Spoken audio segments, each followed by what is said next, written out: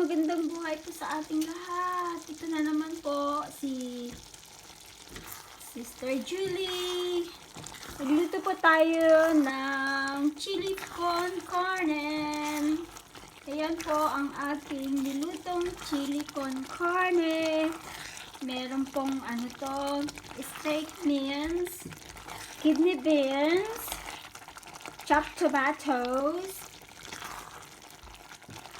tomato puree, mixed herbs, chili powder, and chili flakes. Ayan po, niluto ko po yung chili con carne na ating dinner for tonight. Tapos, nagluto na rin po ako ng ng kanin. Ready na po yung kanin natin. Yan. Ang ulam ito